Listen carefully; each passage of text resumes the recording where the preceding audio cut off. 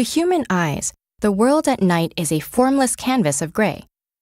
Many nocturnal animals, on the other hand, experience a rich and varied world, bursting with details, shapes, and colors. What is it, then, that separates moths from men? Moths and many other nocturnal animals see at night because their eyes are adapted to compensate for the lack of light. All eyes, whether nocturnal or not, depend on photoreceptors in the retina to detect light particles known as photons. Photoreceptors then report information about these photons to other cells in the retina and brain. The brain sifts through that information and uses it to build up an image of the environment the eye perceives. The brighter the light is, the more photons hit the eye. On a sunny day, upwards of 100 million times more photons are available to the eye than on a cloudy, moonless night. Photons aren't just less numerous in darkness, but they also hit the eye in a less reliable way. This means the information that photoreceptors collect will vary over time, as will the quality of the image. In darkness, trying to detect this sparse scattering of randomly arriving photons is too difficult for the eyes of most daytime animals. But for night creatures, it's just a matter of adaptation. One of these adaptations is size. Take the tarsier, whose eyeballs are each as big as its brain, giving it the biggest eyes compared to head size of all mammals. If humans had the same brain-to-eye ratio, our eyes would be the size of grapefruits. The tarsier's enlarged orbs haven't evolved to make it cuter, however, but to gather as much light as possible.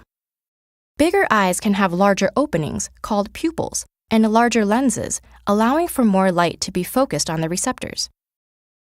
While tarsiers scan the nocturnal scene with their enormous peepers, cats use gleaming eyes to do the same. Cats' eyes get their shine from a structure called the tapetum lucidum that sits behind the photoreceptors. This structure is made from layers of mirror-like cells containing crystals that send incoming light bouncing back towards the photoreceptors and out of the eye.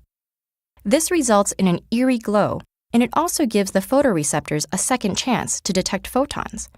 In fact, this system has inspired the artificial cat's eyes we use on our roads.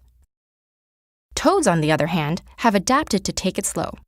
They can form an image even when just a single photon hits each photoreceptor per second. They accomplish this with photoreceptors that are more than 25 times slower than human ones. This means toads can collect photons for up to 4 seconds, allowing them to gather many more than our eyes do at each visual time interval. The downside is that this causes toads to react very slowly, because they're only receiving an updated image every 4 seconds. Fortunately, they're accustomed to targeting sluggish prey. Meanwhile, the night is also buzzing with insects, such as hawk moths, which can see their favorite flowers in color, even on a starlit night. They achieve this by a surprising move, getting rid of details in their visual perception. Information from neighboring photoreceptors is grouped in their brains, so the photon catch of each group is higher, compared to individual receptors.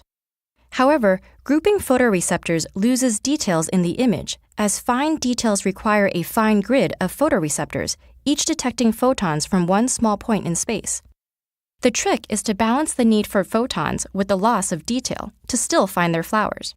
Whether eyes are slow, enormous, shiny, or coarse, it's the combination of these biological adaptations that gives nocturnal animals their unique visual powers. Imagine what it might be like to witness through their eyes the world that wakes up when the sun goes down.